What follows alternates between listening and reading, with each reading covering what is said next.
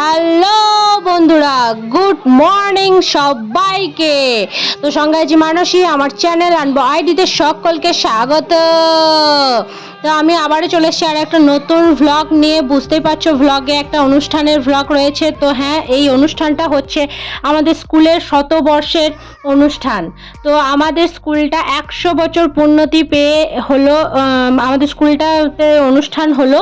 তো ফার্স্টে হয়ে গেল বরণ, তারপর এটা ছিল মঞ্চ, তারপর এই যে আমার ক্লাসমেটগুলোকে একটু দেখে নাও, ছিল শিঙ্কু আর সন্দীপ।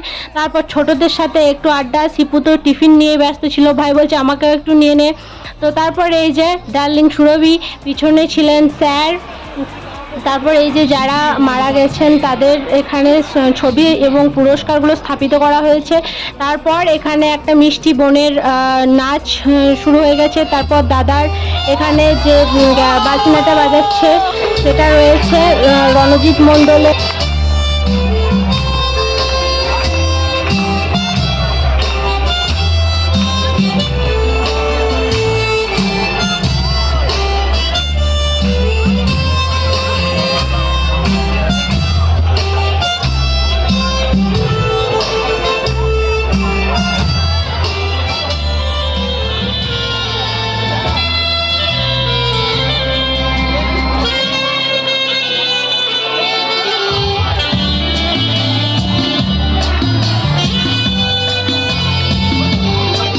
তারপর একটা প্রাক্তন দিদির মেয়ের কবিতা এখানে শুরু হয়ে গেছে। তারপর একটা ভাইয়ের যে পিয়ানোটা বাজালো, খুব সুন্দর বাজালো। তারপর আমরা চলে এসেছি লাঞ্চের দিকে। তো লাঞ্চ নিয়ে নিয়েছি স্কুল থেকে।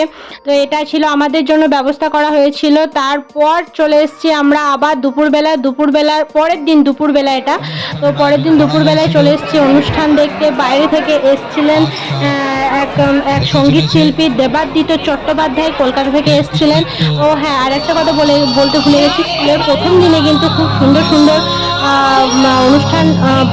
অনুষ্ঠান হয়েছিল, বাট সেদিনকে আমি অ্যাটেন্ড করতে পারিনি, বিকজ আমাদের অনুষ্ঠানটা সেকেন্ড দিন থেকেই ছিল, তাই প্রথম দিনকে আমি যেতে পারিনি। আর এখানে সেই দাদার প্রোগ্রামটা চলছে।